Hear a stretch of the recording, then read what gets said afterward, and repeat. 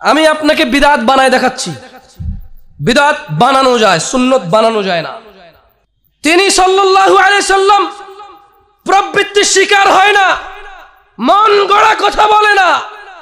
In হুয়া ইল্লা ওয়াহয়ু ইউহা, যখন ওয়াহি আসে তখন তিনি বলে। একটি সুকে ডান হাতে নিয়ে আরেকটি সুকে বাম হাতে নিয়ে এইভাবে দুইবার বাড়ি দিয়ে এইভাবে নাকের ময়লা ফালালে 3 নেকি হয়।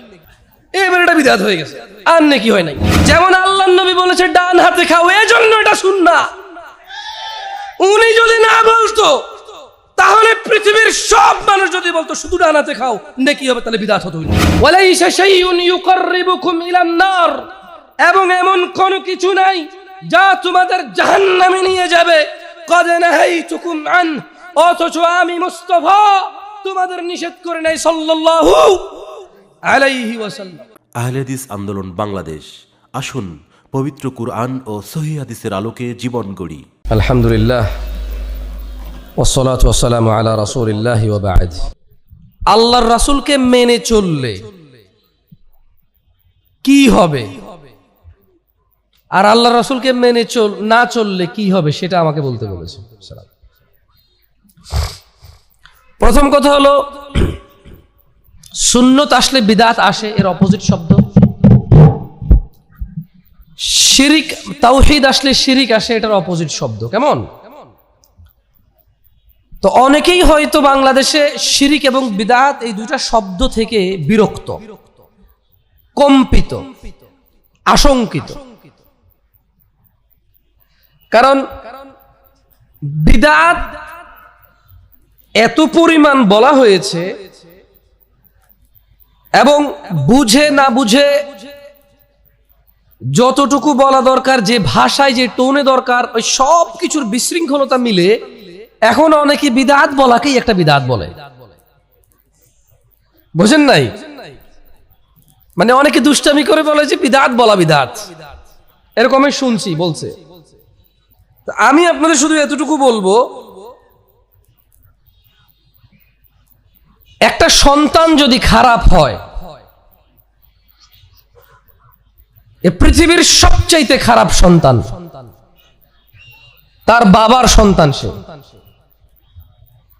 আর তার কাজিন ব্রাদার্স, মানে চাচাতো ভাই, জ্যাঠাতো ভাই, ফুফাতো, মামাতো, খালাতো যারা আছে, আড়াতো পাড়াতো, ওর চাইতে 100 কোটি গুণ ভালো।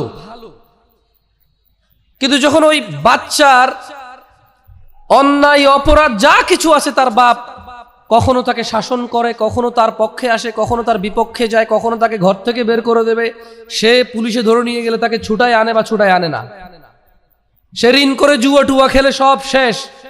তার বাপ বলছে তোমার ঋণ আমি শোধ করবো না।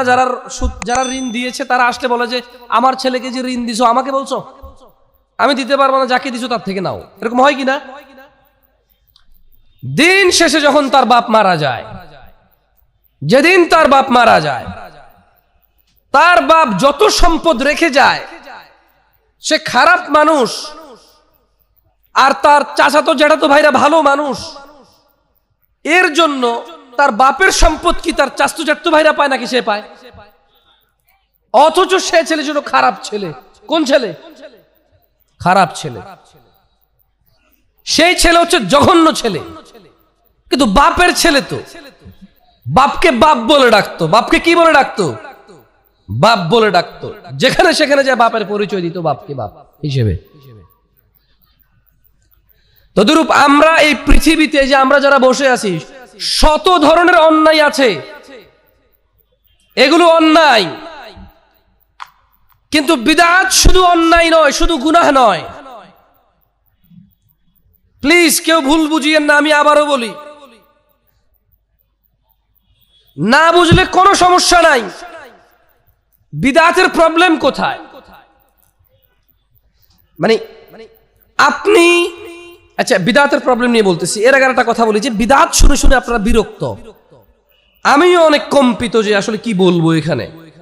তবে আমি আজকে হালিশহরবাসী, যারা হালিশহরে উলামায়ে কেরাম রয়েছেন, যারা হালিশহরে আজকে এই সুন্দর আয়োজনে সৌন্দর্যতা বজায় রাখার জন্য নিজেদের কখনো নিজেদের ইচ্ছা, কখনো অনিচ্ছা, নিজেদের পছন্দ অপছন্দ সব কিছুকে ঊর্ধ্বে রেখে যারা আজকে এই ইসলামী জলসার আয়োজনে যারা সবর করেছেন, হয়তো আমার কথা আপনার ভালো লাগে না, আমি নয়, কিন্তু আপনি সবর করছেন। আমি আল্লাহর কাছে দোয়া করি আল্লাহ তাআলা আপনাকে এই সবরের উত্তম প্রতিদান দান করুন। আপনারা হালি শহরবাসী ভিন্ন মত ভিন্ন, আমি এগুলো বলতে যাব না, তবে এটা ঠিক যে আপনারা সবর করছেন।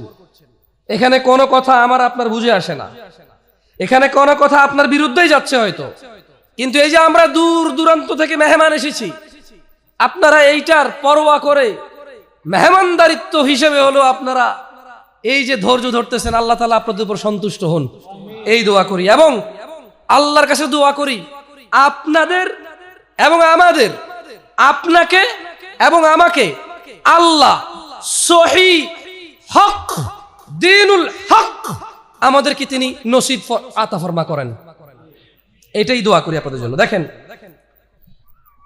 মাইয়ুতির রাসূল, যে রাসূলের ইতাআত করে অনুসরণ করে, ফাকাদ আতা আল্লাহ, সে আল্লাহর ইবাদত করে।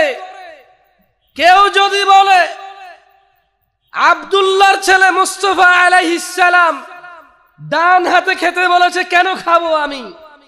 কেউ যদি বলে ফাতিমার আব্বা আলাইহিস সালাম ডান পায়ে মসজিদে ঢুকেছে, আমি কেন ঢুকবো?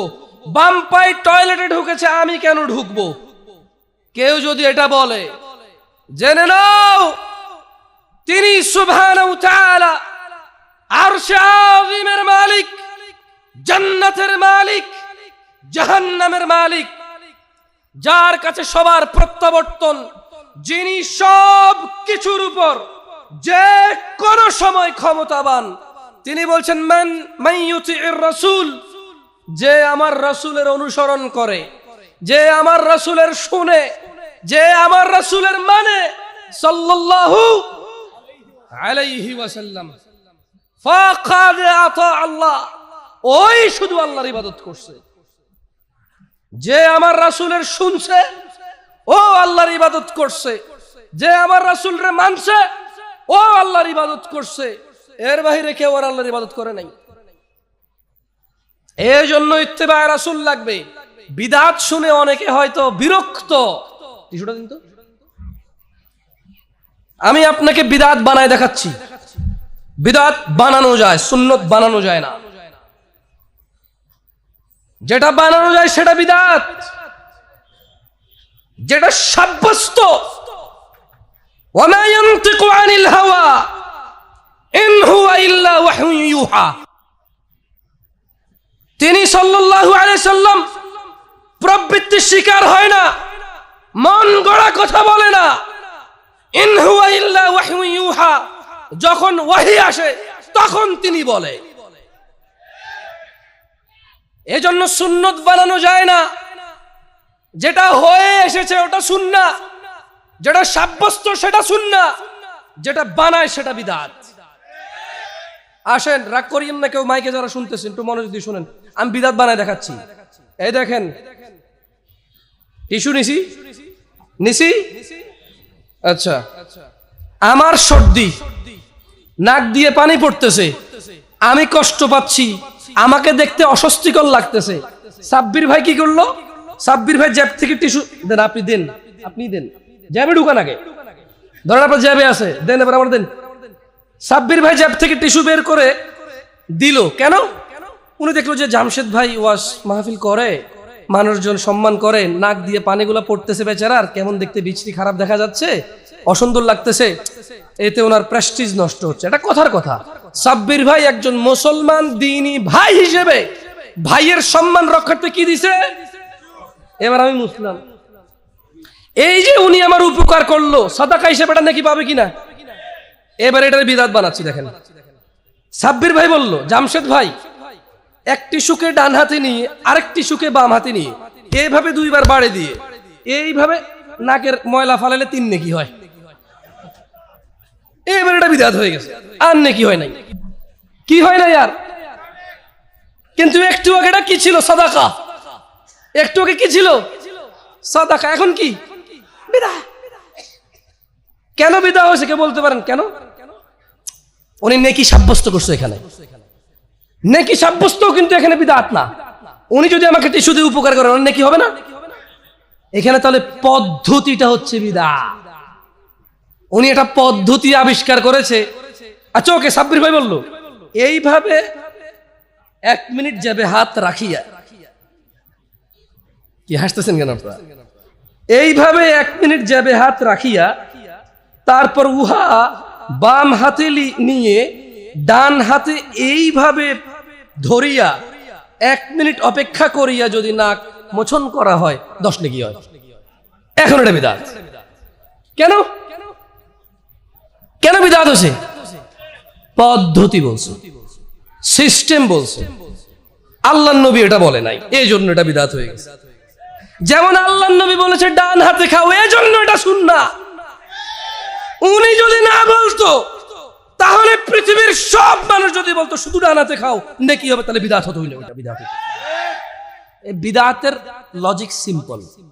আজান মাইকে দিলে বিদআত কেন হয় না? কারণ আজান নেকির কাজ না গুনাহের কাজ। এলান যত দূরে যায় তত ভালো না মন্দ। এই মাইকের কাজ হচ্ছে এটাকে দূরে পৌঁছায়। এই মাইক এখানে আলাদা কোনো ধর্ম না। এই মাইক এখানে আলাদা কোনো কি না, ধর্ম না। হালি শহরের মানুষকে শুধু আমি এতটুকু বলবো, যারা আমার ভাইরা আছেন এখনো মাহফিলে উপস্থিত হয়েছেন বা হন নাই, এ মাহফিল হোক চেয়েছেন বা চান নাই, ভাই ও ভাই, ইত্তাকু রাব্বাকুম, তোমাদের রবের তাকওয়া অবলম্বন করো। আমি বলছি না আমার সব কথা ভালো, অনেক সময় আমি দোষী, কোরআন বলি সুন্নাহ বলি, আচার ব্যবহার খারাপ করি, বলার পদ্ধতি খারাপ আমার। তোমার দোষ নাই ভাই, আমি মানি কিছু কিছু জায়গায় দোষী আমিও, কারণ আমার বলার পদ্ধতি সুন্নতকে অনুসরণ করে নাই। আমি সুন্নত বলেছি হাদিস থেকে, আমি সুন্নত বলেছি কোরআন থেকে, কিন্তু যে ভাষা ব্যবহার হওয়া উচিত ছিল আমার সুন্নতি পদ্ধতি হওয়া উচিত ছিল, আচার ব্যবহার খারাপ করে ফেলেছি আমি। আমারও দোষ কিছু কিছু জায়গা, আমি স্বীকার করি এটা। সুন্নতকে আঁকড়ে ধরা অত্যন্ত জরুরি। কেন? তিনি সুবহানাহু ওয়া তাআলা বলছেন, ওয়ামা আতাকুমুর রাসূল, যা রাসূল দিয়েছে নিয়ে নাও, ফাখুযুহু, তা নিয়ে নাও, ওয়ামা নাহাকুম আনহু ফান্তাহু, যা থেকে তিনি নিষেধ করেছে তা তোমরা বর্জন করো। দেখেন দিনী ভাইরা, আমি আজকে আমার এই বক্তব্যের শেষ হাদিস বলে বক্তব্য সমাপ্তি করব। একটু মনোযোগ দিয়ে শোনেন। বোনরা যারা আছেন, ভাইরা যারা আছেন, আমি এত ওই গোষ্ঠী ঘরানা বুঝি না। আমি বড় হয়েছি সৌদি আরবে, ওখানে গোষ্ঠী ঘরানা আছে না নাই তাও জানি না। ছোটবেলায় বড় হয়েছি ওখানে, বুঝের বয়সে চলে আসছি বাংলাদেশে, না এখানে শৈশব পাইছি না ওখানে ম্যাচুরিটি পাইছি। আমি আছি এক আমার ঝামেলায়। এখানে আমার কথা বলার ধরন দোষ, বসার ধরন দোষ, বলার ধরন দোষ, হাত নড়ার ধরন দোষ, মাশাআল্লাহ সুবহানাল্লাহ বলা দোষ, সবই দোষ আমার। কারণ আমি এখানে ম্যাচুর সময় এসে শৈশব না পাওয়ার কারণে আমি এখানে আর বড় হইতে পারতেছি না। আর আমি ওখানে শৈশব পেয়েছি, বড় হব আমি চলে আসছি 20 বছর বয়সে এই দেশে।